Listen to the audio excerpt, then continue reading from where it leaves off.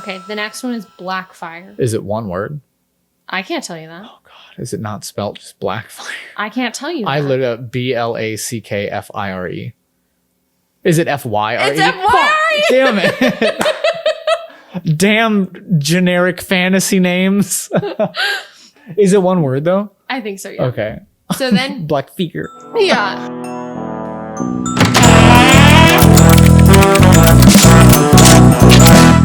Hi, I'm Alex. I'm Madison. And this is Welcome to the Writer's Room, where we analyze media in various forms and tell you why it works or why it doesn't. Today we are talking about House of the Dragon Season 1, Episode 10, which is the finale episode, and it is titled The Black Queen. We finally made it. How do you feel getting to our first finale episode? I'm very excited. Me too. We've talked a lot about the goods and the bads and putting a cap on this season. I'm very excited. Before we get started, a quick spoiler warning. Though we're talking about the show House of the Dragon, anything in the Song of Ice and Fire mythos is up for potential spoilers. That is the book Fire and Blood, the original A Song of Ice and Fire novels, the show Game of Thrones, and anything else pertaining to that universe. You have been warned. Summary. Let's go. 3, 2, 1, Dracarys. Rhaenys has arrived on Dragonstone with news of Viserys' passing and Aegon's usurping of the throne. Daemon immediately begins plotting a war while Rhaenyra unexpectedly goes into labor. After the brutal birth of a stillborn baby, Rhaenyra is crowned queen by those at Dragonstone, and it's go time for Team Black. Otto visits them on the bridge with a peace agreement. Daemon wants to start fighting then and there, but Rhaenyra says they will take the day to consider. This leads to a disagreement between Rhaenyra and Daemon. She wants to try and hold the realm together, while Daemon feels this is not the strongest choice. After much discussion and apologies, Corlys and Rhaenys decide to join Team Black. Plans are being made, and Luke and Jacaerys will act as messengers to remind the Lords who swore an oath to Rhaenyra. Luke heads to Storm's End, but sees Vhagar and Aemond there. The Baratheon Lord does not seem too keen on siding with Team Black, while Aemond openly admits he wants Luke to cut his own eye out. Luke leaves for home while a storm ensues, and Aemond begins chasing and taunting him. The chase ends with the two losing control of their dragons, and Vhagar devouring Luke and Arrax. The season ends with a dramatic scene of Daemon telling Rhaenyra the news. 1 minute, 1 second. Pretty good. Very strong. I liked this episode. Okay. I think it was, it wasn't bad. I was confused on what they thought they were doing for most of it. Okay, that's fair. But I'm excited to get into it. Yeah. Okay, we can start just from the top. Sure. So, we open on the map of Dragonstone. It's this sad music playing. Luke is looking at Driftmark, and he's just sort of upset that he does not want to be the heir to Driftmark because he does not consider himself a sailor like Corlys is. And him and Rhaenyra just sort of have a sweet moment, and she talks about how she's not perfect, and it's a very sweet family moment between the two of them, which I know we've seen this episode, but I was kind of like, this is a funny way to start it. But like now, obviously, I know now why they started the episode this way. No, yeah, I think it's well done. It makes the ending a little sadder because they do focus on Luke a lot this episode. And that kid's adorable. He does a great job. And I wrote that down too. And all the scenes where we see Alicent just sort of like, being upset with her kids, except for Helena. It's fun to see Rhaenyra being just like a good mom. Yeah, I agree. You feel like you see Viserys in her in those moments. It's really sweet. Mm-hmm. I do feel like they could have pushed it farther, knowing the ending was coming. I think we could have had not a longer scene, but maybe just a more emotional one. Yeah.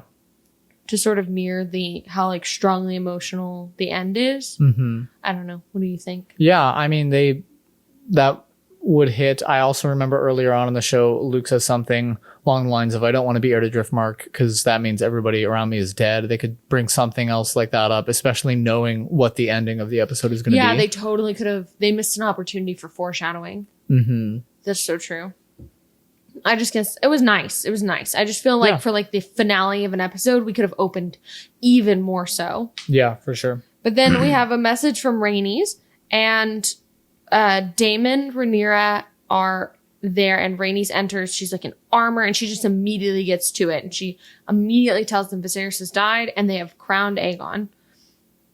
And I think it's a nice scene. I liked how just direct Rhaenys was. Mm-hmm. And Alicent had demanded that Rhaenys declare for Aegon. And Rhaenys eventually even says, the Greens are coming for you, Rhaenyra, and for your children. Yeah, no, I like that she's just straight down to business. Like, of course you would be. Again, just so much like screen presence in that actress. It's so much fun to watch her. I also, my opinion on this waiver is almost scene to scene. I think like the baby adding like this physical tension to her, like it's adding to the emotional weight that she's endearing Rhaenyra. I think it was done well. Like it's cool that like this earth-shattering news is like causing her physical distress along with this baby happening. Well, yeah, I mean that's like very, very. It feels accurate. Like the way you are mentally affects you physically. I actually really liked this scene. Okay. I wrote that it gave me chills. Like I felt like we were there. We were starting. I felt like there were stakes. There was intensity. We were moving fast. Like we go from they realize he's been crowned and like then Rhaenyra's in pain. And then it's like, you've got to get out of Dragonstone because you're in danger and they're coming for you. And then they start questioning, well, how did Viserys actually die? Alicent must have done this. And then they can't believe, right? So it keeps like, it's just jumping. And it felt to me like the war is starting here. I wrote this down actually. This episode feels more like a thriller than the last episode. I wrote that exact same thing down. Also, this episode absolutely did. Because yeah, you've got the ticking time bombs of Team Green is already on the move. Rhaenyra doesn't want to do anything because she's having a baby. And those, like, that is the tension that you need for like a thrilling sequence. Yeah, I agree. And especially with how it ends with a chase with the stakes is death, right? I think absolutely. I wrote that exact same thing down. Yeah. Anything else you want to say about this scene? I don't think so. I think it's all the buildup is happening well. I like it. I was like invested. I don't know. I feel like this episode was a lot better on your radar than mine. Not to say that I thought it was bad. I just remember thinking like, okay, cool. You know, but I'll talk more about some bigger issues I have later with it. I think there were a lot of moments that felt incomplete, but I was like willing to suspend my disbelief and just go with these characters that I have like grown to care about. Yeah. And so for me, I felt like I was okay with it. And I thought this scene was a really strong opening. Yeah, I agree. I was definitely right in it, which is a cool juxtaposition because they do open with Luke and Rhaenyra, and like they weren't in the last episode at all. So it feels like they were sort of isolated. Also, they've also talked about this earlier this season. This sort of felt like a isolated episode as well. Like this could be like a short film, you know, or you know what I'm saying? Like a standalone. Yeah. Because we start with Luke and it's sort of this trajectory that happens. And by the end, he's gone.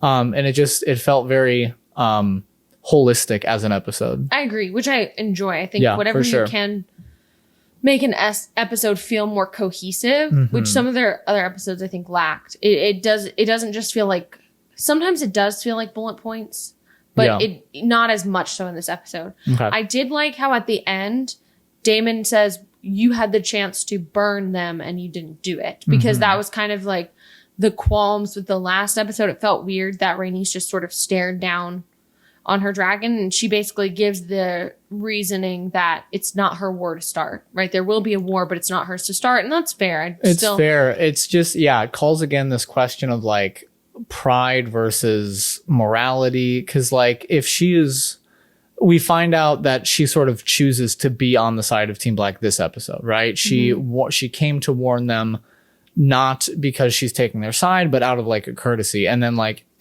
dealing with Rhaenyra eventually is like, okay, I choose your side, right? So that is valid. But at the same time, like so many innocent lives could have been spared. This war literally couldn't have started. And it's just, like, where does your morality stand in this world is always a fun question, because every person has a very unique idea of what is right and what is wrong, especially coming from Rhaenyra absolutely slaughtering a crowd of people just to be like, I got out, and then fly over here. Yeah, sorry, Rhaenys. No, that makes sense to me. I didn't feel like it was more about her not wanting to start a war or anything like that. I felt like it was more her not wanting to choose a side. Yeah. And it felt anticlimactic. And I think it was supposed to be like you want me on your side kind of thing. I do still wish she would have done something, but at least they did address it. in this episode. For sure. Think. So the scene ends with Rhaenyra going into labor, which we get this like quick cut to the next scene, and she's in like terrible pain. The maesters are saying it's too early. She's just like guttural, like screaming, moaning in pain, and Daemon is in the council meeting plotting this war, and we can even hear Rhaenyra screaming in the background. Yeah. Which I think this was a very cool choice. I did like it. Did you not? I think I like the idea of it.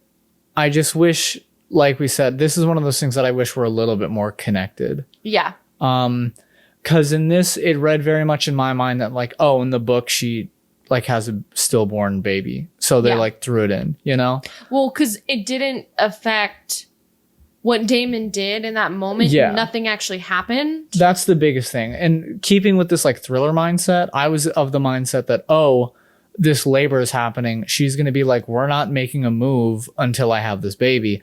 And that labor was going to make every action too late. Right. And it didn't really. Like nothing really happened. I also, it's weird because the scene of her giving birth is very gory, very in your face, very traumatic, to be quite honest. It's done well, don't get me wrong. But like on the term of like, it's much easier for people to see like violence that they would never see in real life than seeing like something that could potentially happen, right? Like it's a big move to put something like that on camera. I agree. And I just wish it were a little more justified, you know? Yeah. Because they don't really focus on her being pregnant or this pregnancy like mattering any more than any other. And if this were like a bigger deal in some way, you know, and I get it that like she's confined to give birth. So like the war is sort of happening without her. But it didn't happen without her. Exactly. That's the thing. I get the metaphorical sense behind it. And I love that reasosoning. But I think at the minimum, the way that it did feel disconnected. And I felt that way too. That's what I mean by bullet point. Yeah. Right. I think the only thing they needed to do to make it feel connected is reference it at least one more time. That's what I'm thinking. Do something. Yeah. Do something to reference it. Well, I was even thinking like maybe the episode before or 2 episodes, if we're not going to have Rhaenyra in the last episode, she can because she's of the mindset that Alicent and her are friends again, right? So she could finally be like, I'm so happy I'm bringing this baby into a world that will be peace and will be everything. And then Rhaenys comes in and is like, they took over the world. And then she like has this stress-induced early birth. And then like literally the child that it becomes the promise of this peaceful world is gone. Like that connects it to me in some way. Yes. It very much felt like the plot was happening and then Rhaenyra had a baby, you know? Yes. And it was supposed to somewhat feel that way, but the plot didn't actually happen enough for it to feel that way. Exactly. There weren't any consequences for it happening. There weren't any consequences for people waiting for it to happen. Or I feel like something that I would love for them to play up is this idea that a woman's quote weakness, which they did play this up in the last episode. A woman's like quote, any sort of weakness they have in this world is a weakness, but in reality, it can be a strength. So like Alicent not wanting to just go murder people. Yeah. Right. And it almost worked in this episode. Alicent and her, what Otto would call being squeamish is giving Rhaenyra fair terms and hoping she agrees to it. Rhaenyra considered she might absolutely have chosen to do that, not with her son being murdered. Yeah, but for sure. There was a chance that was going to keep the realm from going into war. And I just think they need to continue that through line. Yeah. So maybe they could have connected it as something, her feelings about this war were impacted by her stillborn. I think could have been. Because you're right. That is one of the most absolute devastating things to happen to someone. And if you're going to go that far, it does feel like it needs to be justified. Yeah, for sure. I do think, I don't even know if they did this on purpose. And once we get to that scene, I'll talk about it more. I think this did add depth to the scene where she's crowned and the funeral, but we'll get to that. But yeah, I kind of agree. Okay. I did like how they did it, though. I did think that it was well done. It's one of those, I think the idea is there. I would have liked just to sit with it a little bit more. Yeah. Yeah. And so then Jace and Luke are training and Rhaenys brings them to speak with Rhaenyra. And Jace even says, where's Daemon? And she says, gone to plot his war, gone to madness. Which is cool. Like, I like the idea. One, it's fun to see Daemon do something he's like good at. And he's finally passionate enough to actually care about anything. Because we've seen him fight before. We've seen the hit crab feeder episode. Well, I was going to say that in that episode, they specifically talk about how Daemon's the reason they're losing the war. Yeah. So it's interesting to me that, because I did get the vibe he was good at what he was doing in this episode. Yeah. But it's interesting to me that we've already set up that he's not good at that. I don't know. To me, it more read that he finally cares about something. Okay. Right? Because he wouldn't live this long if he wasn't good at what he was doing. Right? That's true. Okay. So, and I mean, that may just be an inconsistency. But to me, it felt very much like, oh, he actually cares to win this war. Especially because the Stepstones, the winning was just about like to shove it in the face of Viserys. Exactly. Right? It wasn't anything like true and honorable. Yeah, that's a good point. And then we cut back to, Rhaenyra tells Jace.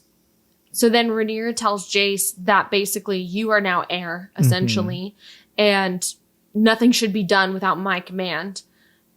And so then Jace tries to kind of stop Daemon and Daemon just like keeps going. Even the maesters are like, Daemon, do you want to go see, or not the maesters, sorry, the people in the council meeting are saying, Daemon, don't you want to go talk to the maesters? Because Rhaenyra could absolutely die in this moment.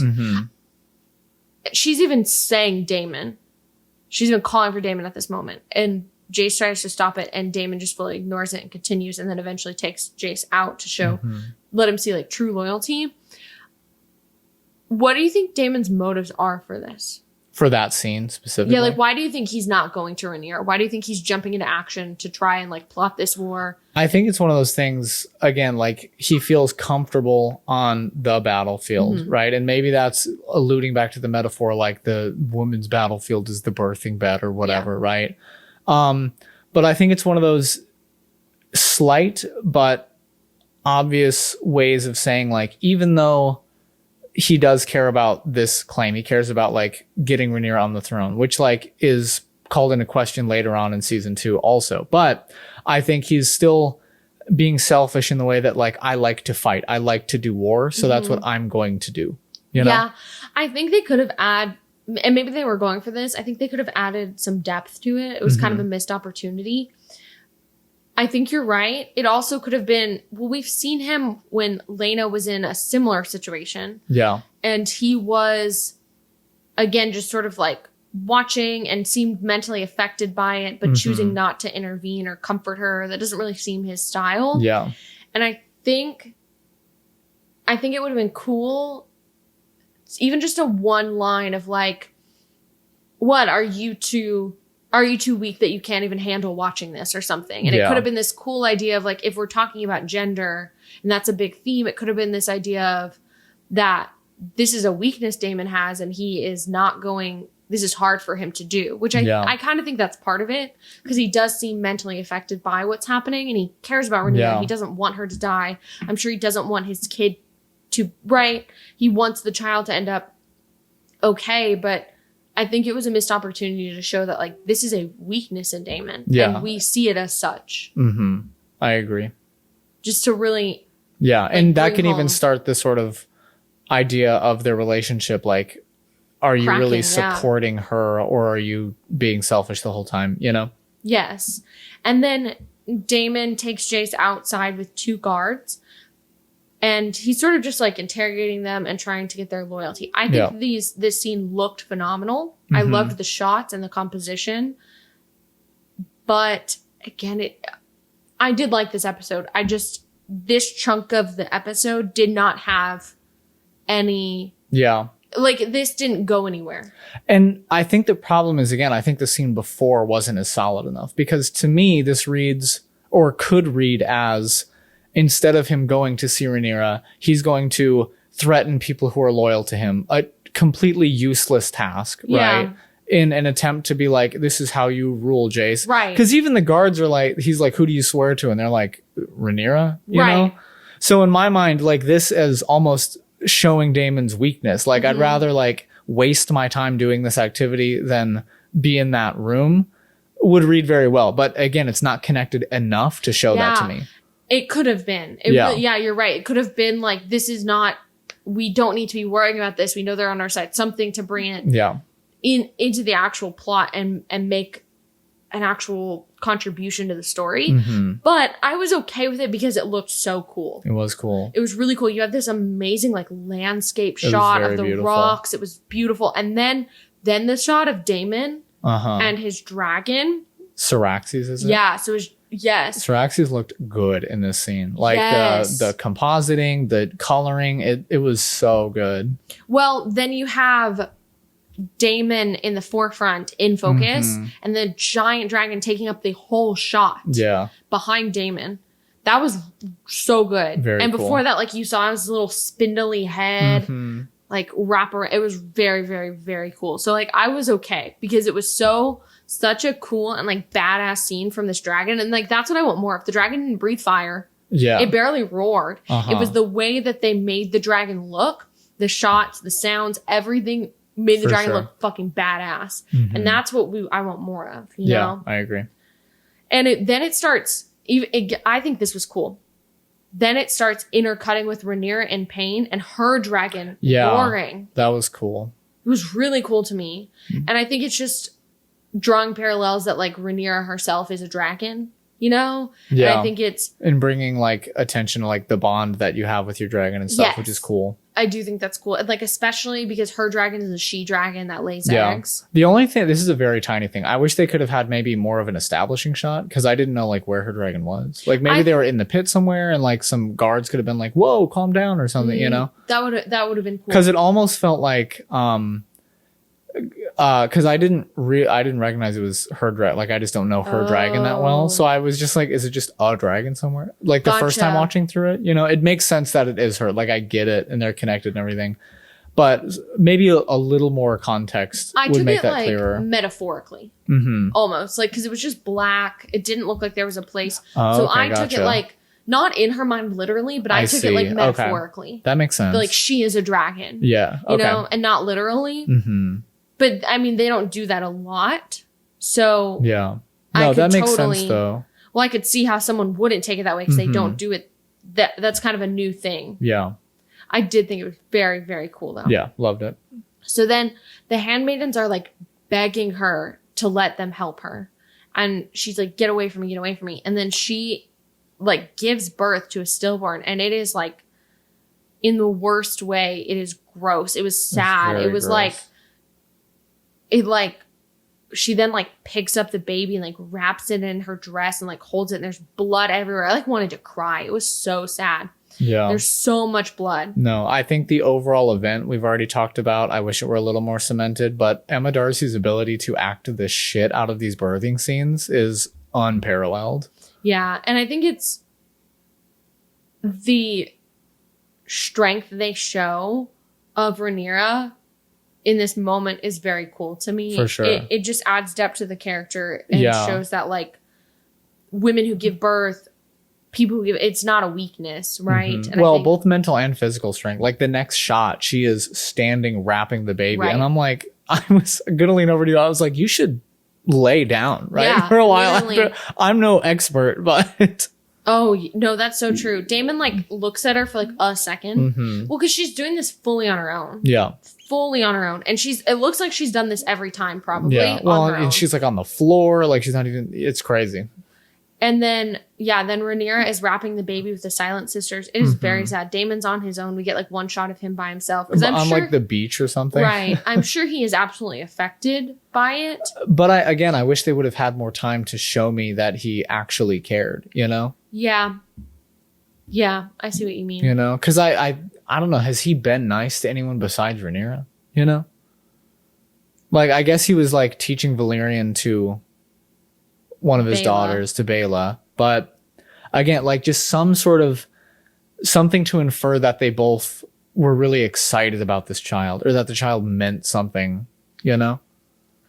Well, that's the thing is after this scene, we never talk about this. Exactly. It's kind of unaffected. And I honestly feel like it's undercut by Luke's death. Yeah. Which, again, I feel like that is a much stronger move because I know Lucerys so much more. Like, I'm more physically affected by that. But it's just weird, like, back-to-back death scenes. I just don't think it reads, it's not double the sad, Yeah, I feel like we could have used that to propel other parts of the story. Mm-hmm. So then we're at like a funeral and they're burning this body of the baby, and Sir Eric shows up and he like swears to Rhaenyra, and then he pulls out the crown, and Daemon takes the crown and he like places it on Rhaenyra, and then he bows himself and says, "My queen," and then everybody bows. And this, to me, I thought was very good. I don't know if you agree, but maybe I read into it and put my own sort of like value to it. Mm-hmm. One, that music plays again. Yeah. The music. Yeah. You know what I'm talking about? I did like that. I have an idea of what that music stands for now. Okay. I think it stands for like Rhaenyra going into action. It's when she's making a decision or when she is playing the role of the queen. So like last episode, she went into King's Landing, and that is her making a choice to further her claim. Gotcha. That's kind of what or a couple episodes ago. That's kind of what I'm thinking. That's it interesting. means. And because it plays a few times later, yeah, and it plays here. That's just my idea. Part of the reason why I think this scene is so effective and works so well is because we have this woman who literally is at a funeral for her stillborn child. This is the most vulnerable and uniquely feminine position to be in, right? Like like she gives birth to this stillborn baby and then has a funeral for it. Like, yes, like Daemon himself is grieving, but he was not the one who gave birth to this. Yeah. This very, very sad moment for her. She's just in a very mentally, physically taxed, vulnerable state. And for her to be crowned and bowed to, and everyone calling her queen, with strong, powerful music, that to me added so much value of this. She really can do anything, right? Like this moment of just intense emotions for her to be crowned at that point. I thought that was, I don't even know if that was their goal though. Yeah, I definitely read as this, cause she almost seems confused by the gesture, right? She does. It's her like finding, because she's been expecting to be the queen for quite some time at this point. And I feel like after that a tragic event, it's sort of she's detached from what's been going on, you know? So that like actual realization of like, oh, I should be the one in charge and now I have to defend that claim. It's cool. It is strong. Yeah. It's a good scene. And I love that Rhaenys does not bow because she's still making up her mind. It was cool. And it's not like, I don't even know how they did that with their facial expressions, but it's not like a rude or like undermining. And it's just this sort of like equal recognizing of each other. I thought it was really, really good. Well, I think it's just that Rhaenys never had that moment of a coronation. Yeah. And she's happy for Rhaenyra in that moment. She's happy and she's like, the wheels are turning, like she could do this, you know, which is really cool. Yes. Emma Darcy said a deep sense of injustice, that this scene was a deep sense of injustice, and that Rhaenyra has always fought against being the feted mother, right? We saw that Rhaenyra had talked about at one point, I think it was episode 6, that she didn't even want to be a mother. And now the day has come that she's been waiting for her whole life, her whole adult life at least, that she would one day be queen, and that day has come, and the most important conversations of her life are happening and she is not able to be there. Yeah. And I thought that was very, very cool. And I think it's so clear that Emma Darcy has such a strong understanding of the character they play. It's very, very cool. Yeah. And I do think that was written into this episode very clearly. Again, I feel like more things could have just been done to cement that. Like it had to mean something that she wasn't there, you know? Yeah. Because like the biggest thing that happens is like we're talking about sending out ravens, and Daemon's like, I'll go here. I already said that, you know? Right. But yeah, the idea of it, really cool, very fun. Well, I'm almost like, this is a lot. Do not get me wrong. I'm almost like, what if she walked into the small council, or I don't know if what you call it, but like the meeting, and was like, nobody makes a decision in this room without me. That's what I'm kind of thinking. And You know? she puts it on Luke to sort of, Or just Sarah. Yeah. Jace. yeah, damn it. It's okay. Puts it on Jace. And yeah, I think it would have been a lot stronger, or even like fully extending, because I don't know, knowing what happens later on, she blames herself obviously for what happens to Luke. But I feel like you could argue the same would happen if Damon sent him instead in a rush to be like, we need to get out there, dragons are faster, yada yada, and they could still have the scene, but maybe that's the scene that Rhaenyra was not a part of. So like her not being there directly led to, in her mind, Luke dying, right? Yes, that's a good way And to then tie it that even together. further rifts Damon and her apart more, and they have to both deal with that. Yeah, because I think her like more actively not being a part of it would have been stronger. I think. I agree. At least one big consequence needed to have happened for it to mean something. Yeah. That's a really good idea. Thank you. That was very smart. So after her sort of coronation moment, they're like walking back in slow-mo. The knights are around her. She's got the crown on. It's cutting between the map being lit up. They light up Aegon's table, which Right. is so cool. Like, one, it looks absolutely gorgeous. They keep doing this bird's eye view shot. And two, it's fun to see like this neat little light trick that like Stannis didn't know about in Game of Thrones, because nobody knows anything about Dragonstone at that point. And it's just like, that is a cool example of just, it is different. You know, people know how Dragonstone works because they live there. They, you know, are part of the Targaryen culture. And I love that. It was a small thing, but it was so good. So she enters and Daemon formally introduces her. And Very she's called cool. her Grace. She's given wine. I wrote down she is fucking queen. I know. It was very cool. Very well deserved. Very strong moment. And then Sorry, go You ahead. go ahead. I also wrote down, this is a good council meeting. and then all eyes are on Rhaenyra for what to do.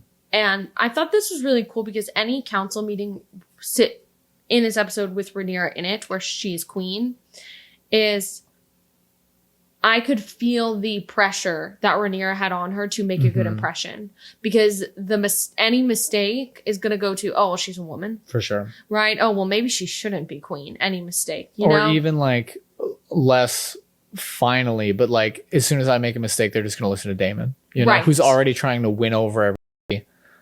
Right, exactly.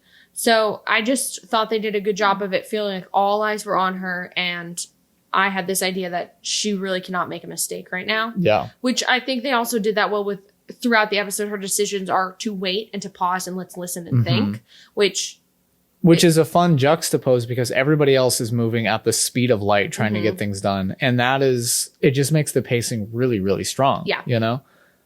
So we find out, I thought this was just funny. Damon sent letters to his like loyal gold cloaks. Yeah. And then they're talking about how since Rhaenyra's mother was an Aaron, that they can probably count on that house. And they're kind of just going through things.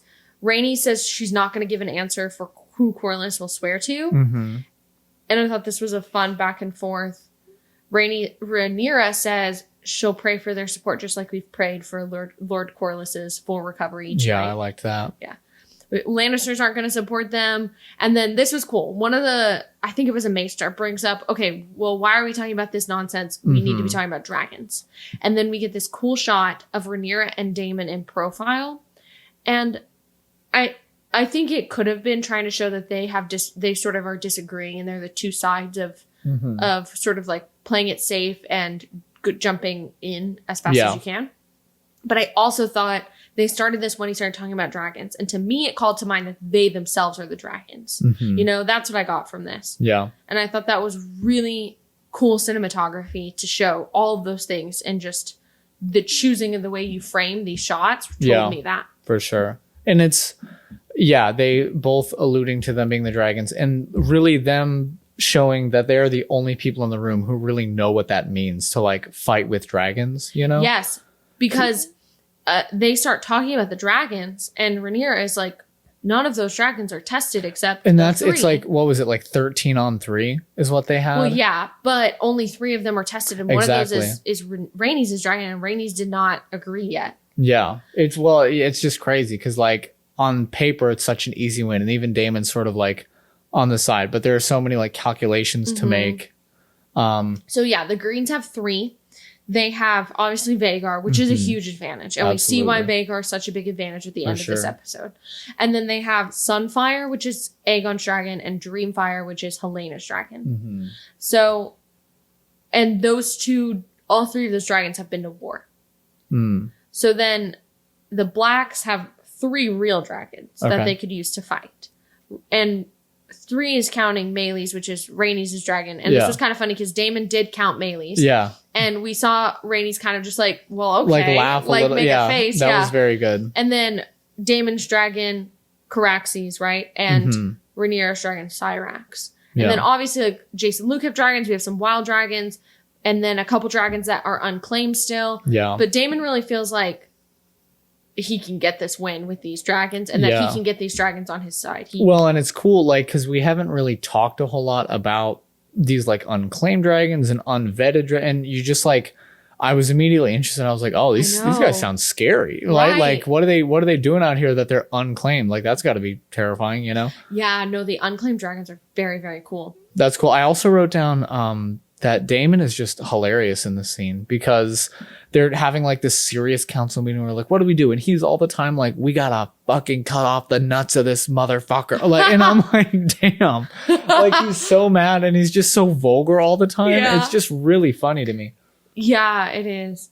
So then Eric comes in and says basically Otto's there. So then they meet on the bridge, and this was cool. It very clearly paralleled the scene in episode 2.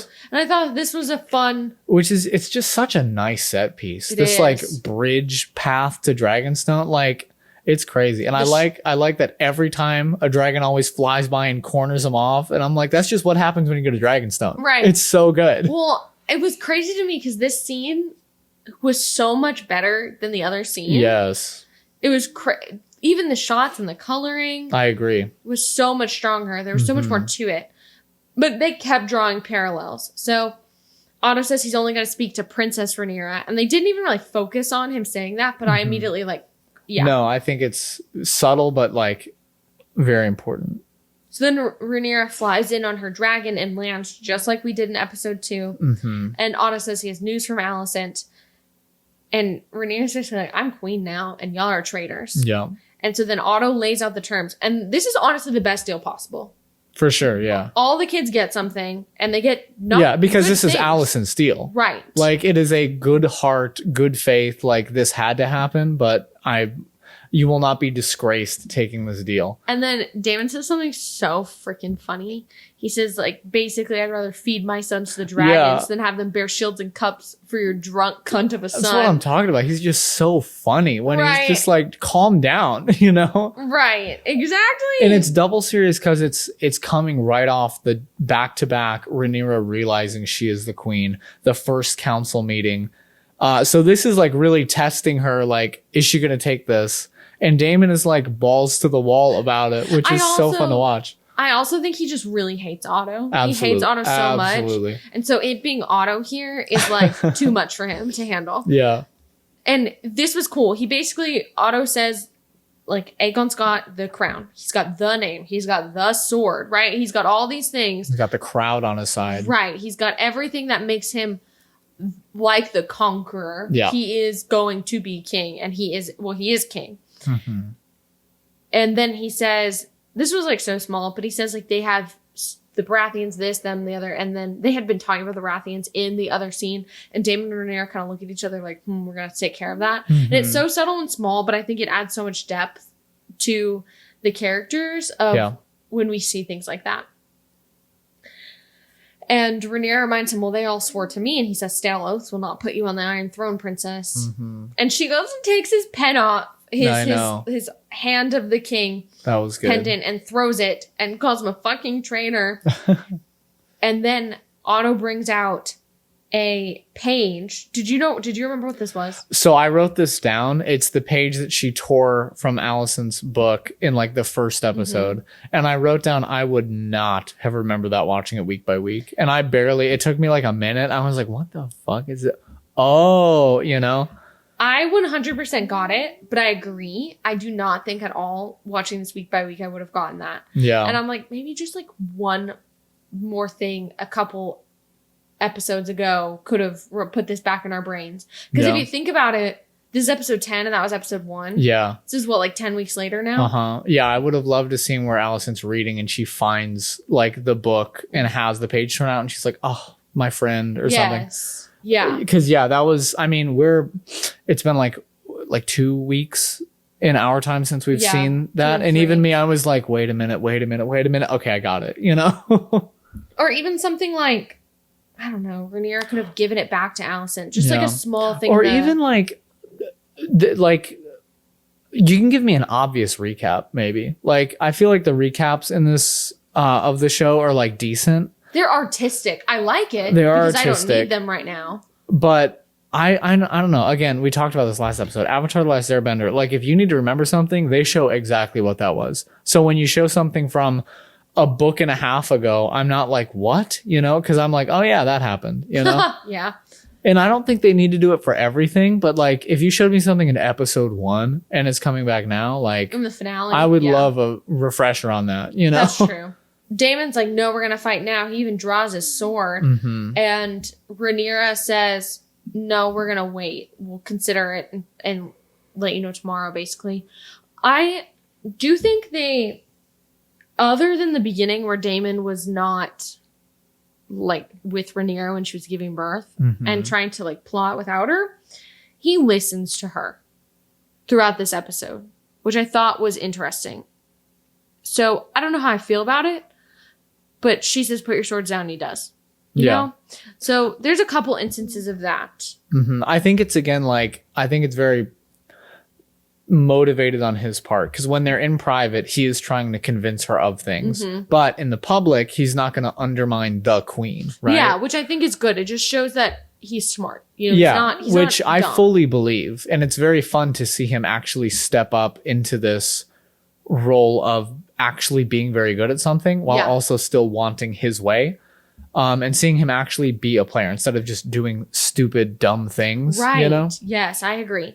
So then we get to the next scene, and basically, Rhaenyra talks about how Viserys read the histories, and she knows that when dragons fly to war, everything burns. That was my quote for the episode, and I just said it now, but it's fine. And so then that was a good one. It's so good. Rhaenyra is considering ways not to start war. She doesn't want to be... Basically, she says kind of what they say in Game of Thrones about Dany. She doesn't want to be Queen of the Ashes. They say it like rule over ash and bone is how they say it. But still, it's calls obvious parallels to that. For sure. But Damon's upset. He sort of like calls her out. And so she clears the room. Which is cool. Like, this is them like actually butting heads. Yes. Which is what this episode felt like it was building to the whole time, right? Like, you can't just let Daemon off scot-free for like basically undermining her in the council the whole time, you know? So I'm glad that this happened. So then everyone leaves, and she brings up the Song of Ice and Fire and basically says, I not only need to rule, but I need to fulfill this prophecy and bring people together. And Daemon gets so upset he chokes her. Tell me your thoughts on that. I don't think I liked it, because I think this episode, especially the end, is her sort of deciding the trajectory of what she's going to do. And I feel like this is a big step back in that direction by basically just submitting to Daemon. Like, she just sort of lets it happen and doesn't even really fight at all, you know? And like, I'm thinking about it, it would be okay to lose this scene, you know? And then like sort of the loss of a child really kicks it into gear. But I feel like this overall just sort of undercut anything we were sort of doing, right? Yeah. Like, because we already had this, like, she had the baby by herself. She wrapped the baby herself. She is the queen in front of everybody. She is commanding a council meeting. And then it's just too much of a step back to me. It didn't vibe with me. Her being choked specifically, or how the scene ended? I think both. The choking specifically was just like kind of weird to me. It's weird because him doing that is like, well, it's abusive. Yeah. But it's just it just doesn't read as something he would do, which is weird to say. I wouldn't think he would do that either. Because I do, like, he does care about Rhaenyra. And it was weird, and it was long, and it was quiet, and I don't know. I just think when they're trying to paint Rhaenyra so strong and queen-like, and to see Daemon fully undermine that strength, and use something that women are so, right? Like, it becomes domestic violence at that point. You see what I'm saying? And like, that's not their relationship. Like, no, Daemon is going to go off and do his own thing, and she's going to get angry. Daemon's not going to be like, this is what we're doing. Right. And I know maybe it's not like that serious that it becomes this, like, that to call it like abuse or domestic violence, because it seems like it is this one-off thing. So, like, maybe it's not that serious, but I feel like it is. So, it is. You know, it's just weird to me because it fully undercuts her. And it feels like, let's say the roles were reversed and Daemon was king and Rhaenyra was doing everything possible to help Daemon be king. Yeah. And she chokes him. What's Daemon going to do? Yeah, for sure. He's not going to like sit there and let that happen. It just feels like when we're trying to empower a woman character, having a man with superior muscle, physical strength, use that superior strength in a way to dehumanize her and make her into this small, feeble feeling, right? It just feels so and I think it on does the nose. Undercut the strength physically that she shows in that birthing scene, which we've already had this huge amount of mental and physical, like, bodily damage done to Rhaenyra. Like, there's only so much physical abuse this character can take until it's just like you're sort of desensitized. And I feel like that's what it was coming across as, but it still made me feel uneasy because it didn't fit. I don't think, and I'm trying to think, I think the reasoning behind it was to make the scene feel stronger, like more intense is the word I should use, and to show how much this affected Daemon. I'm thinking there's probably another way you could have done that. I mean, both of these actors have sort of proven their characters. I would have loved a scene where they maybe just like, maybe not shout, but like just have this heated conversation with each other, And they could have staged it really cool. Yeah, I don't know. Yeah, I'm thinking if you wanted to get, there's another creative option there, right? Like, I don't know what it is. Is the knife, well, they don't have the knife there. I don't know. There's another creative option. I don't know what it is. But I think definitely they were trying to make Daemon feel upset, show that Daemon was so upset because at the end, Rhaenyra, based off of the way Daemon acted, realized that Viserys never told him, and that clearly seemed to upset him. He also kind of makes her feel silly and dumb to even consider this something that's important. Yeah. Which, regardless of this prophecy, not wanting to go to war and jump right into it is still a valid option and a valid thing to at least consider. Yeah. I'm wondering if you'd have to like shuffle things around, but I'm wondering if they could keep with the idea of constantly relating Rhaenyra to her dragon, like maybe during this fight, the dragon's also doing something, or it's being like held down for some reason or something. Because we get the scene before where she does fly out with Otto, and maybe that could have happened later, and that could have like solidified that she's the one in charge, like her dragon is flying free, and then she gets these terms, because you have her, like, I firmly believe like she is the queen by the time Otto comes, which is great, and then we have this scene that cuts all that off. I mean, I say like real life quote because it doesn't make sense, but this would have been. If this would have been in front of people, that's a treasonous act. Yeah. To physically harm the queen. So I don't know. I wrote down Daemon choking her is weird. And I think that sums it up. Right.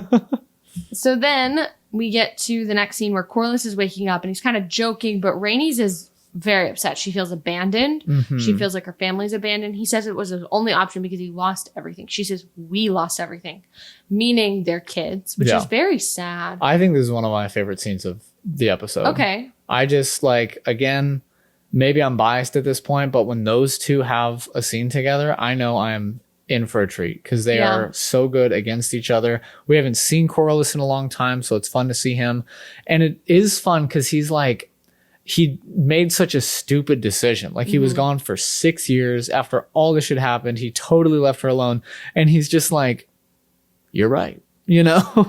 Well, it's really funny. Even in the after episode, he was like, it took all these deaths for this character to realize this and all these losses. So Rainey says the stranger casts a long shadow over this family. And she breaks the news about Vaymon's death too. And basically, then he goes, you are right. And he apologizes. And he realizes his ambition was for the throne and that he's done with it. Let's be done. We're done with this. Let's go to high tide. So there's Driftmark and high tide. It's kind of interesting. High tide is basically, it's like the sea is not as difficult there where you live. So like I think it's more explained in the books, but it's kind of cool. They have those two places. So he's like, basically, let's retire kind of thing. And Rainey says that the grandkids, Jace, Luke, and Joffrey will die if they don't help. Yeah. And Corliss is upset. And basically, he calls Rhaenyra a girl. He says that girl ruins everything she touches, which, I don't know. It's just funny to me that he calls her a girl. I'm sure that is how he like sees her. And Rainey says, Rhaenyra's the only one holding it together. These men sit there and urge her to war, and she's the only one that's trying to hold the realm together. And I thought this was a phenomenal transition. Yeah. Phenomenally done. The scene in general was really strong. I think it was cool to see them sort of just like lay it bare and be like, this is it. And it was really cool to see. Yeah. Which is what they sort of do in their scenes. Like they have this really unique position in the show for the audience to sort of just paint things as plain as possible. And I think they can act the hell out of those scenes. So they're always fun to watch. And it's like, it's so rewarding to like Corliss to come back, and he does. He's like, that girl ruins everything. Cause like, I get it. Like, you think she killed your son. She ran away with Daemon, who killed your brother. Like, I get it. Like, y'all are enemies, you know? And then to have Rhaenys be like, actually, she's the best. It's just, it's so cool, and it's earned because we've seen Rhaenys like just through facial expressions express this entire mindset shift throughout this episode. And it's great. And I really like it. I think it is too. I also think it calls back to what she said last episode to Alicent. She says, we do not rule, but we guide the men that do. She said that. And that was really cool because that's exactly what she did. She never once said anything but what Corliss has said, right? She never spoke for him in all this time, but she guided him to the choice she wanted to make. Yeah. It's just interesting. So then after it ends, we have Rhaenyra sitting down listening to the men talking while Rhaenys is speaking to Corliss about how basically Rhaenyra is the only one holding everything together. Yeah. It's just a really cool transition. It's a really cool shot too. Right. This like zoom in as everybody's doing a million things and she's just sort of like sitting alone with her thoughts. It's very well done. And then Rhaenys and Corliss enter in. And we get this scene where he's kind of giving Rhaenyra a hard time at first. I know. I was like, and this is a testament to like the scene and the characters. I was like, sit down. Like, you've been gone, you know? Right. That's funny. And basically he's saying like, we don't have enough to win a war. And she says, well, oaths were sworn. And he says, Hightowers swore oaths too. And she says, so did you, Lord Corliss. So she kind of gets him there. Another like jab, which is fun. And he then calls them the Hightowers treasonous and decides to give his full support to Rhaenyra. And it's cool. The shot is really cool because we see a shot of Corliss. And so they're cutting back between the shot of Corliss and the shot of Rhaenyra, and Rhaenys is out of focus in the background. So we see Rhaenys behind Rhaenyra. And I just thought that's really cool to show that like Rhaenys is literally and figuratively in the background. Making decisions though. She's still a part of this. I really like it. She's like lit well, but it's phased out. So like we consciously see her there. And yes, she's not the one saying this, but she was in the background making these decisions as well. Very cool. And so then Rhaenyra says thank you to Corlys and then turns and says thank you to Rhaenys, and they put Rhaenys in focus. It's very good. And it's exactly the literal storytelling. That is what I mean by basics. That is what I mean by... For sure. Right? So Rhaenys literally is brought into focus by Rhaenyra acknowledging her. Yeah. These are the best council scenes of the whole season, for sure. So you're turning the figurative, the things that you were thinking, and you are showing it literally. Fucking genius. It's very good. I also love that Corlys comes back with something to advance the plot, right? Like he's been gone for years and years, and I was so very much expecting him to just come back and be like, yeah, I've got, like, you're on my side and whatever. But no, that 6-year hiatus he took from the show, he like did something. He secured the stepstones, which means they have this huge naval advantage now, which is just cool. And we talked about this as an issue earlier, like time progresses for the people not on camera, which is awesome. Like that is a huge thing that happened, and it is just now coming into fruition, right? It's that long form action consequence thing that Game of Thrones is so good at. And it just feels so good mixed with those phenomenal shots and the staging and everything. It's just like, this was a peak scene as well. Yeah. So basically, it really was. So basically, they can fully cut off this huge section to King's Landing, and it'll put them at a big disadvantage. And then Rhaenys walks up and says she'll patrol that area, the stepstones, with her dragon Meleys herself. Yeah. And it's cool. She literally steps up to the fucking table. Really good. It's really good. And she gives this like sweet look to Rhaenyra. It's really good. So then Jace is kind of like, well, they decide they're going to send ravens, and Jace says, no, let me go.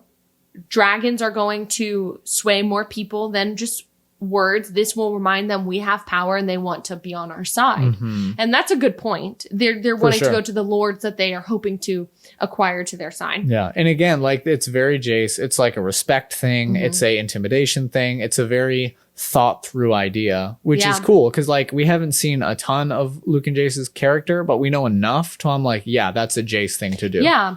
And basically the plan is to remind them of their oaths and the costs of breaking them. And I thought that was really good. And it was cool because Jace is going to go to the much harder place. He's going to go farther. He's going all the way to the north. And in the next scene, going to the next scene, Rhaenyra starts sort of telling them there's going to be no fighting. You're a messenger. She makes them literally swear on like their version of the Bible. I don't know what you call that. Like the sacred text. The Book of the Seven or whatever. Right.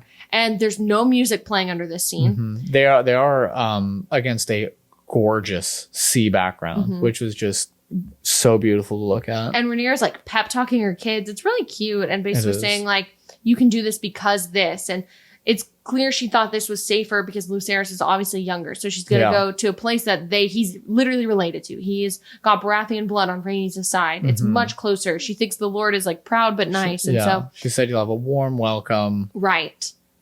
And so then she says, go to it then. And they fly off with some ominous music playing. Oh, yeah. And I thought this whole sequence was good. This was a nice moment with Rhaenyra and her kids. It was very sweet. Yeah. Emma Darcy later in the episode said that they feel Rhaenyra has, in having kids, she's found a place she can truly be herself. And I thought that was really sweet and very clear. You see that side of Rhaenyra in this episode. Yeah, well, it's just people she can like be kind and honest to, you know, in this world, especially growing up in this political landscape where everybody wants something and everybody has dirt on somebody else. Like her children are just so pure because she is trying to like act as Viserys would, which is just really nice. Yeah, I was going to say it's very clearly Viserys seems to have influenced this.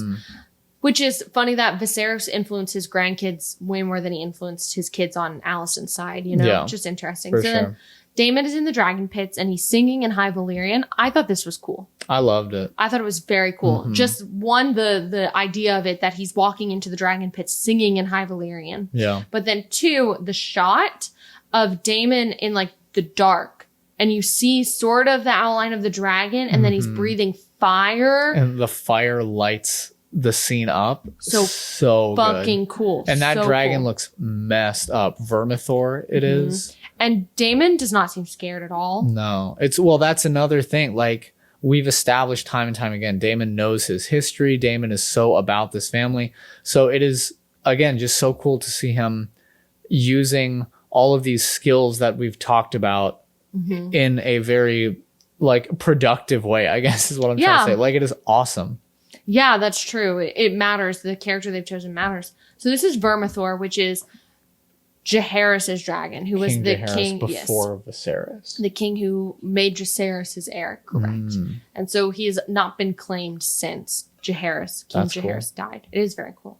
Then we get another cool transition. They zoom into the eye of the dragon, which turns into the storm that we're in, which is Luke riding into Storm's End. Yeah. With this cute little baby dragon. I mean, I know it's not a baby, but it's a cute dragon. It is tiny, though. It's really cute. I also think for the rest of the episode, all these flying storm shots are so good. They are, yeah. There's this trick in CG where like you sort of want to hide things, right? To make them look, you can get away with like less detail and things. So hiding these dragons, because they're about to get really intricate in what they're doing. So sort of using the clouds as a coverage to sort of hide any imperfections just makes the shot so good. It's so nice. And the light is constantly being played with, and the sound design, it is extremely well done. Yeah. And to me, this is like a thriller. Yeah. Very much so. Yeah.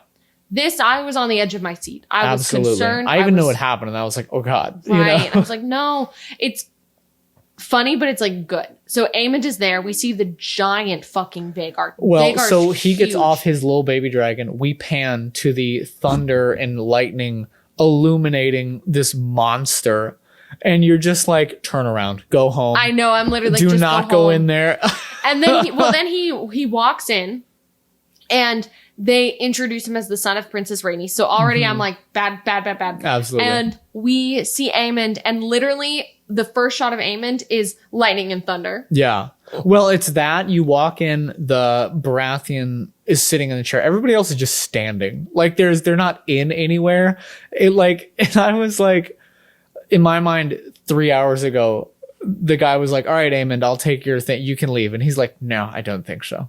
And he's like, they'll be coming and I want to be here. That's really funny. Because he turns to face him in the light, and you're like, you are so dramatic. It's so funny. I think it's really good, though. In such a good way. It's great. And then Lord Boros, I think it's his name, is being kind of an asshole. And the shots look scary. The framing is scary and threatening, I would say. The way they framed everything. For sure, yeah. They made it look very threatening. He looks large. He looks important. It's good. There's no music, only wind and thunder, which adds to the tension. For sure. And Maester reads the letter to him, and he's upset. The Lord is upset. He says, oh, I'm being reminded of the oath. And he basically says that Aemond came with a marriage offer. And he says, well, what can you do? And and Luke's like standing his ground this whole time. He's like, I have a message from the queen. And he like holds the message out for the guard to take. He is doing his best that the 14-year-old him could do, you know? No. Well, then he says basically that like, I'm already betrothed. And he calls Rhaenyra queen one last time and then leaves. Yeah. And Aemond says, Lord Strong. And then that's crazy. I know, to like openly say that. And then Lucerys says, I came as a messenger, not a warrior, which is very sweet because he's quoting his mother. Yeah. Aemond says the fight would be a little challenge, right? Yeah. Instead, this one scene, we get so much character of Aemond, which we like found out a little bit last episode, but I feel like they just pack so much into so little. Like this one scene tells me so much about him. Well, then he says he wants his eye cut out, and he says, don't worry, you can do it yourself. And he throws him a dagger, and he like chases after him. And the Lord stops it and says like, not his hall. And so then Luke is like, I'm getting out of here. And he gets on Arax, and before he like flies off, he says in High Valyrian to listen and to be calm. Yeah. Which I think was good foreshadowing. It was cool. This dragon's not gonna, right? Yeah. I also want it to be known, they pan over and Vhagar is gone. So that means the second he left, Aemond sprinted to Vhagar, which is just such a petty thing to do. That's so funny. That's so true. And I think they did a really good job of making it clear that how the storm was affecting him, and that it's clearly hard for him to see. We get a POV shot to show that this storm is making it difficult to navigate, difficult to know where Aemond is, which is part of the thriller aspect. We don't know where this like literal monster is. Yeah. So we're always like, where's it going to happen? Where's it going to happen? That's like classic horror movie. Oh, and the reveal, Well, like the lightning showing him like the shadow of Vagar it was above really him. cool. So Luke It looks was scary. Luke looks behind him. Yeah. Right? He looks like Because the sound is being thrown every which way, Mm-hmm. which is so much fun. well, so Luke keeps looking in the wrong place. So he looks behind him, and then Vagar literally flies above. And we get that's an amazing shot. And Beautiful. then Luke looks above to see where is he. And as he's doing that, Vagar comes out in front of him. And Aemon is like laughing. And at this point, it becomes a chase. Which I thought was super funny. Like in no way, shape, or form are you going to be able to hear Aemon laughing through the storm in the sky. But they punch it up. Like it's just ah ha ha. And I'm like, oh my God. Like this cartoon character villain Like at this point. you need to chill out. Stop twirling your mustache. I liked it though. I thought it It's was so funny. good. It's just like, what is happening? So then, so we have this really tense moment of like, what's going to happen? What's going to happen? Mm-hmm. And then it turns into a chase, which again, to me is how you do a thriller. Exactly. So then this was interesting. So part of why this happened, Luke's dragon, Arax, is much faster, actually. Yes. And is much more just like able to maneuver much smaller. Which they show well in the episode. They show very well. I fully believe that he could get away because of these advantages. Yes. And so he even goes in between this small like alcove of these cliffs that are together that Vagar could not fit into. Yeah. And truly, I don't know if I read this somewhere or if I had this thought. I don't think I had this thought. I think I read this somewhere. But basically, had it not been storming, he would have been able to get away because he's so much faster. Gotcha. But the storm made it like, where am I going? Where do I go? Yeah. If you just sprint somewhere, you could be sprinting right into Vagar, which we literally see him do. Yes. So that the storm made it impossible for him to just like swiftly fly away, Gotcha. which he probably would have been able to do had it not been storming. Interesting. And honestly, he probably should have just like landed somewhere. I in was that wondering, cliff. I was like, because you have like the guest writer, whatever. I'd go back inside and be like, can I have a room? You know? Yeah. And so then he thinks he's kind of safe, is what it looks like. And he flies out of the little cliff area. Mm-hmm. And then we see Vagar. And Arax comes out and breathes fire at Vagar while Luke is like saying, no, no, no. Which I think what happened is the reason why Luke lost control of his dragon, I think is because probably the dragon didn't necessarily appreciate being like hunted. That's what I was kind of thinking, because I remembered specifically later on, like the deed that happens, like Aemon loses control of Vagar, which like, yeah, totally. Vagar's like 100 years old. Like you don't control Vagar. Right. I get it. But I completely forgot that both dragons were sort of doing their own thing. And like, yeah, I feel like it's totally justified, which I was wondering, I asked you during the episode, like when Aemon is having Vagar like terrorize this other dragon, I was like, do you think Vagar like feels bad about this?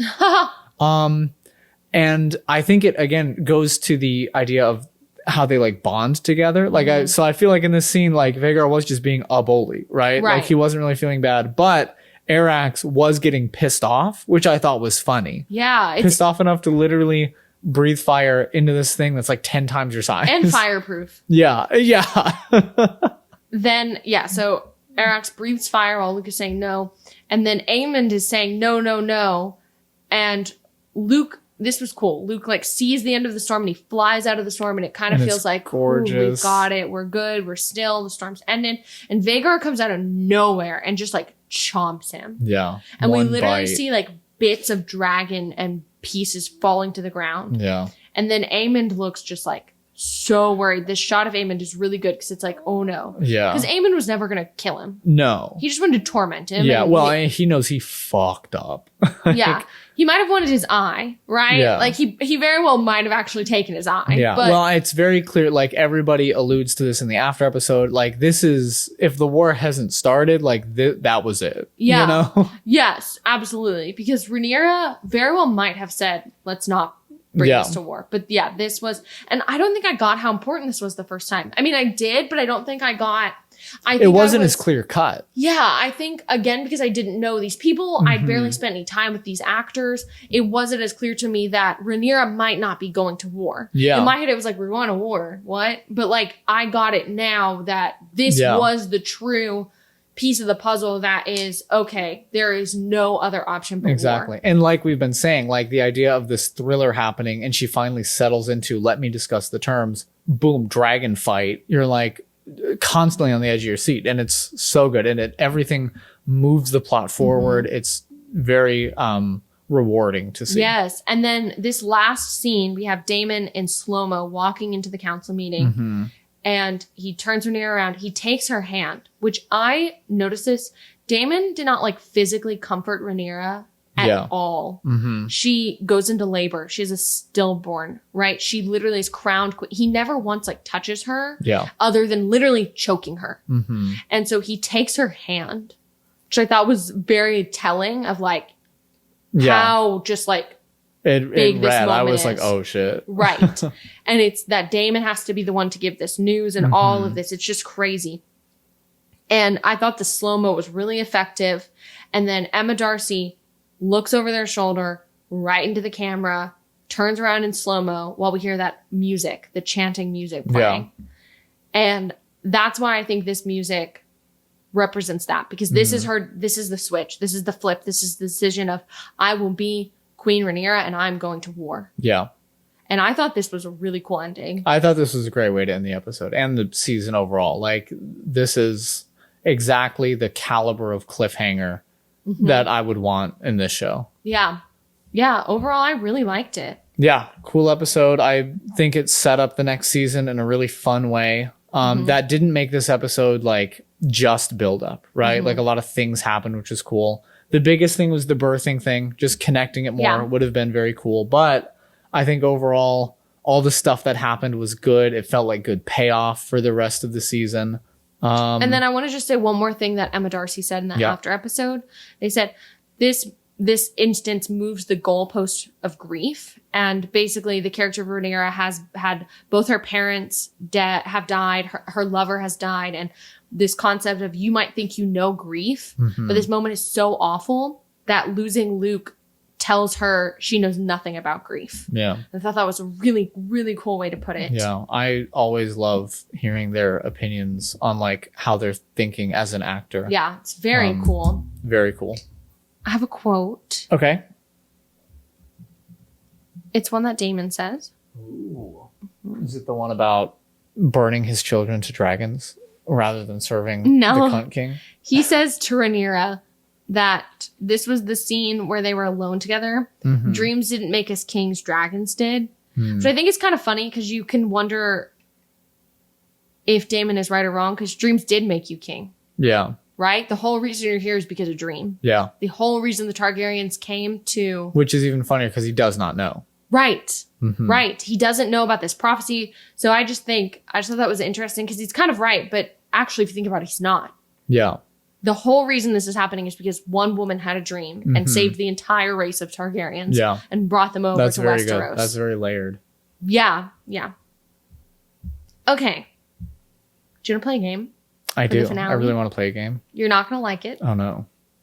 Are you going to make me look bad? Am I going to have to name everybody or something? No, it's a spelling test. Oh, okay. We're going to start easy. Okay, great. Okay. Are you going to make me spell dragon names? Not just dragon names. Okay. So the first thing I want you to spell is Otto. It's very easy. Give you an easy one to start. Okay. I'm pretty sure that is OTTO. Great job. 10 out of 10. Thank God. Okay. At least one. A little bit harder. I've been writing because I'll write character names to try to remember who they are. And I've noticed I've gone back through the episodes. I think I spell Rhaenyra, Rhaenys, and like 2 other characters different every episode. Yeah. I was going to say, yeah. So at this point, 10 times now we've written down all these character names. Yeah. And so I would hope, I mean, I don't think I've been spelling them right, but we'll see. We'll see. I'm going to give you another. We have been watching with subtitles, so I catch the right way a couple times, but I don't know if it sticks. Oh, I'm so nervous. Okay, I'm going to give you another one. This one's like a little bit harder, but it's still pretty easy. Alicent. Alicent. Okay. Yes, let me type it out. So what? I can't. You're going to know if it's right or wrong. Oh, okay. Sorry. It's a spelling test. Alicent. Genius. 10 out of 10. Thank you. The high towers are easy. Yeah, here we go. Ask me for their last name. Targaryen. Oh, shit. Okay. I can't spell it. Like out here. You can write it down. Targaryen. You cheater! That one was going to get you. Wait. Hold, Stop looking. Yeah, no. It's I would have Targaryen. I would have said Targeryen. For anybody not like watching, we have a graphic on the TV that has the word Targaryen on it. And I just cheated. Okay, you can dock me a point for that one. I wouldn't have gotten that. But I would have been close. I would have just had an E out of place. Yeah, for me sure. too. Okay, this one's... Actually, maybe I would have. No, I wouldn't have. I would Targaryen. Targaryen.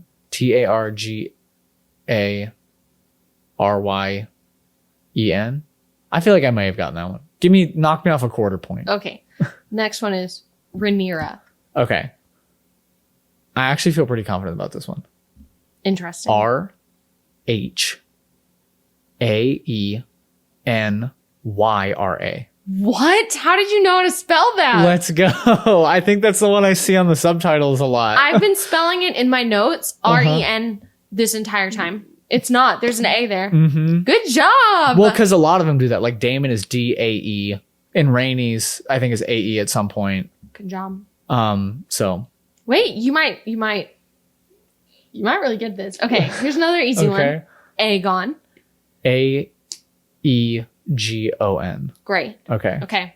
Viserys. Oh shit. We're talking Rhaenyra's father, Viserys, yes. Not Viserys or whatever. No, Viserys as in King Viserys. Okay. Oh shoot. V. Yeah. Okay, I'm gonna say VISERYS. Good job. Let's go. Let's go. Okay, I'm gonna give you a place now. Oh, okay. Okay. Okay. Westeros. Okay. WESTEROS. Yes. Nice. Okay. The word Westeros is over here on this book, And but I didn't did cheat? not look at Good. it. Okay, the next one is Blackfire. Is it one word? I can't tell you that. Oh God. Is it not spelled just Blackfire? I can't tell you that. I literally BLACKFIRE. Is it FYRE? It's FYRE! Damn it. Damn generic fantasy names. Is it one word though? I think so, yeah. Okay. So then... Blackfire. Yeah. Like the fire festival. Yeah. Okay, ready? Okay. This one's a dragon. Okay. I gave you a good one. Okay. Vagar. Oh, shoot. Okay. VHAGAR. Good job. Good job. Oh. Okay, this one's like a title. Okay. Maester. Ooh, I'm going to say MAESTER. Yes. Nice. Very good job. Cool. Okay. I'm doing better than I thought I was. You're doing actually. a lot This better is very than I exciting. thought. Okay. Can I tell you a story? This is a very so do you remember taking like spelling tests in like elementary school? Yes. This one time we had a substitute teacher, and this had to have been like 4th grade. Okay. And she made us do a spelling competition with our like spelling vocab. Okay. So she lined all of us up in a row, and she just asked for us to spell words. And if we got them wrong in front of everyone, we had to sit down. Yeah, I hate those. Which was not my cup of tea. But I don't know if your school did this. My school did like, there was like a normal set of words. And then if at the beginning of the week, you take a check test. And if you spell all the words right, you get an advanced set of words. Oh, I have no memory if I did that. So it was down to me and this one other kid. And this one kid was on the advanced set of words, and I was on the simple one. And I think I still ended up losing. And I think I remember this to this day. His biggest word was jack-o'-lantern, which like, it sounds exactly how it's spelled. So it's not a hard word at all. And I remember feeling really proud of myself. I was like, yes, I like made it to the second, because this kid, I forget his name, but he was like the smartest kid in class. And I was like, all right, I did it. So I went over to one of my friends, and I was like, pretty crazy that I got that far. And she was like, it doesn't count because you're on the easy list. And I was like, okay. That is so mean. I know. Wait, I have a spelling test. Shout out Bethany. I have a spelling test. Okay. Okay. I think I was in 3rd grade. Mm-hmm. And we took a little spelling test, like paper. It was a paper spelling test. And you have to, I can't believe they allowed this, but you would trade papers and then grade the other person's paper. Yes. Having now, all the time. I'm like, that actually I think is not legal, because then you know that the person's grade. Yeah. I also remember that's when you found out like who was cool. Because I would get papers, and like I would look at the people and I'd be like, you're going to do fine. Because Yeah, like, you know, he was I would like, just be "Gee." like, what's the answer, Tim? Yeah, that's what he got, you know? That's crazy. I Like, don't what are you think I supposed to did do? that. Like, can you imagine being like, sorry, you got a 65 and it's my fault? I was probably that kid. But this kid Kurt graded my Kurt. paper. Oh no. And he thought he was grading the girl. He like forgot whose paper he had. Mhm. So when he like hands it back to me, he was like, "Can you believe how stupid she is? She got this word wrong." It was the word like still or something like that. And I Okay. put 1 L instead of 2, which yeah, that was Damn. pretty stupid. But he was like, "Can you believe how stupid What that an is?" idiot. And the girl was like, "That's not my paper." That's awful. I'm sorry that happened. It's okay. I recovered. I will never forget. What's how to Kurt spell up it. to now? Not a podcast, I'll tell you that. That's right. Not a semi-successful podcast. Okay, back to the real Sorry about challenge that. here. So the next one, this is a Okay. good one. Kristen, as in Kristen Cole. Kriston. Good job. That one was a trick because we say it like Kristen, You'd want to say, yeah, no. but it's Kriston. Kriston. Kriston. Okay, good job. This is kind of a hard one. Okay. Valerian, but I mean like the people, Valarian. not like Not Valerian not Steel. Corliss. No, Valerian Steel. Oh.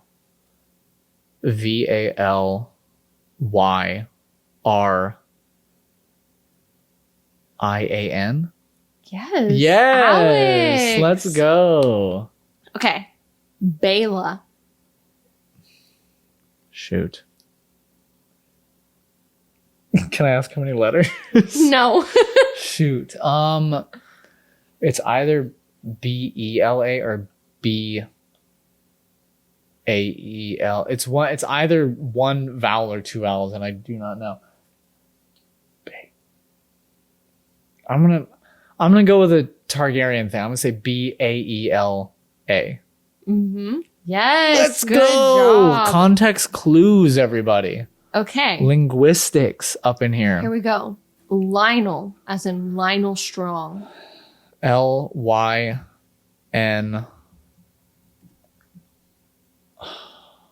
LYN. EL? You missed a letter. Oh no. Lionel. Lionel. Damn it. Yeah. Ah, there goes my streak. It's okay. It's okay. Let's redeem yourself. Ready? Okay. Lucerys. LU.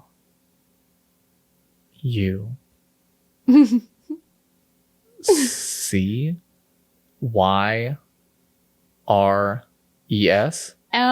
LUCERYS. Oh no. It's Oh, that's the okay. same as okay. Yeah, it's okay. That's all right. It's okay. Here. Do you want a hard one or an easy one? Let's go hard. Okay, ready? Okay. I think this was the hardest one that I have on here. Okay. Okay? It all goes uphill from here. Yes. So this is Damon's dragon, Caraxes. CAR. Can you tell me if there's a Y in it, I can't tell you. please? Okay, I'll give you this one. Okay. This one. There's no Y. Caraxes.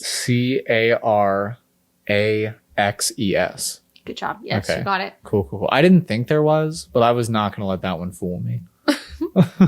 Okay. Spell Mm-hmm. Harrenhal. That's rough.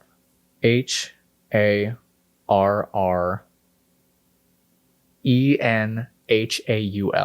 You're so close. Fuck. HAL. No. Did you say LL? Yeah. One L. HAL. I said HAUL. Damn it. HALL No, or just HAL. HAL. I got the double R though. Yeah, and the single L. A lot of people have been tripped up on the single L, so that was good. Dang. Okay, let's do one more. And I actually Okay. do think this is the Oh, hardest that was. one. I knew you were gonna say Harrenhal at some point. I was like, oh, I need to know. I think this is actually going to be the hardest one. Great. Okay? Okay. Jaehaerys, as in King Jaehaerys, the king before Viserys. J A H ARYS. I'm going to tell you what it is, okay? Wait, no, there's an AE in there somewhere, isn't there? JAH. Is that right so far? I can't tell you. JAHAERYS. I'm going to tell Fuck, you. no. You're going to be really Fine. mad. Fine. It's JAEHAE. Damn it. 2 AEs? 2 AEs back Shit. to back. JAEHAERYS. Fuck. J-Harris. Okay, that was my Dang spelling it. test. Okay. That was good. You scored That's okay. very high, top of your class. Thank you. That's a good pro tip for my fantasy writers out there. If you're making a language or a race of people, having one spelly thing makes it really lock in. The AE is like that, and like a Y just randomly is like Targaryen to me, you know? That is a good pro tip, the Yeah. spelly thing. Yeah, for sure. Also, if you're making a language, it helps. Okay. Anything else you want to say about this episode? Or the spelling? Or No, the spelling. finale? I think I did pretty good on the spelling. I think you did too. Very proud of myself. I should have got Harrenhal. Very It's upset. okay. I will do some more studying for sure. How far in the books have you gotten? I have gotten to King Jaehaerys has married Queen Alysanne. Okay, so And- you are still pre Yes, correct. interesting. And I'm excited to hear when we start the second season, if you've caught up to that point, like how diverged things are. Yes. Because Yeah. I've read a little bit, but haven't been like reading the books along with the Yeah. show. Because I'm trying to visualize it just as a show, and I also can't read nearly as fast to stay up to date. So I'm excited to hear where these changes are made, because we Yeah. read a lot about them like on like Reddit and like message boards and things like that. But to have your perspective of the book will be really interesting as we Yeah. hit season 2. So something that is interesting, basically reading all the prequel to what happens in the story that we're watching right now. Mm-hmm. The story happening right now is actually really close to what happened. So the Jaehaerys, the king before Jaehaerys, Mm-hmm. was Maegor the Cruel, Oh, wow. which was Aegon's son. Yeah. Aegon the Conqueror's son. Yeah. Isn't that crazy? It is so, So it's they're not far removed at all. That's interesting. Yeah.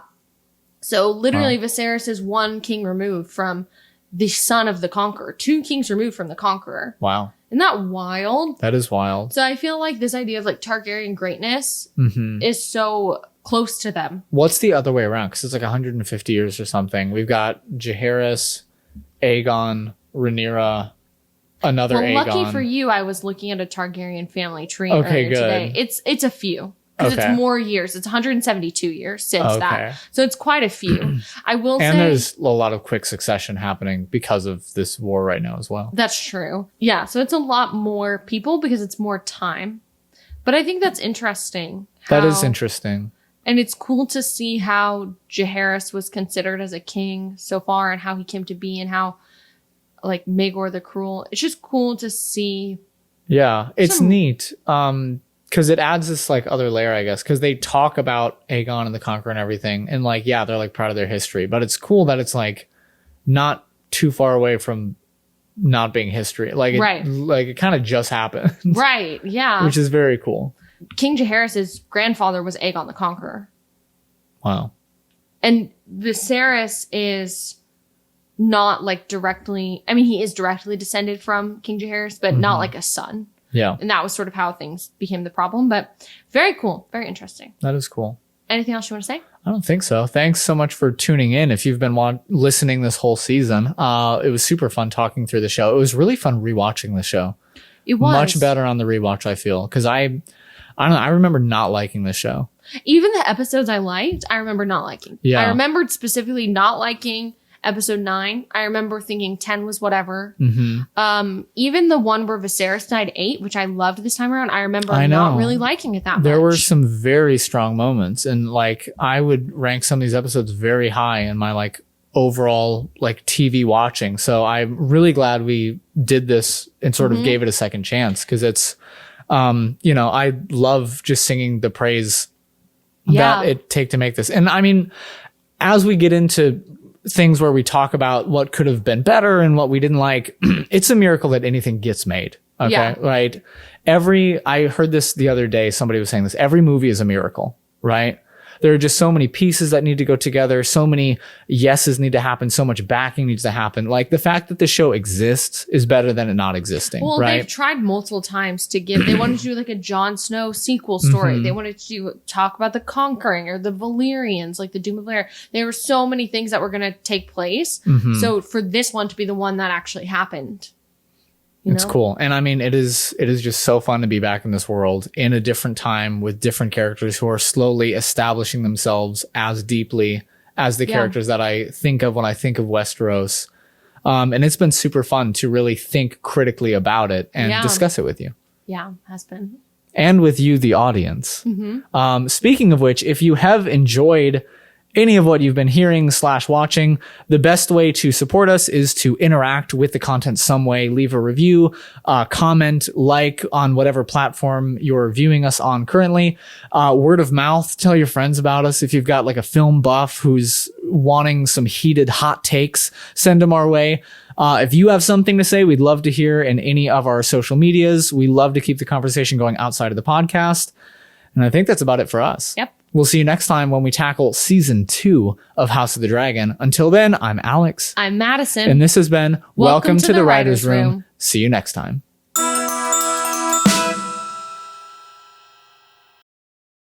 Wait, who's Lucerys again? I'm not cutting that. It's the like, kid who died in this episode, Alex. Oh. I was like, what weird king is that? Oh, see, if I could picture his face, I would have spelt it right. That was the issue. Yeah, that's what it is. Damn. It's not that the show's not good. It's that I'm really bad with names. Which is funny because you've got the spelling almost down. Well, I'm great with linguistics.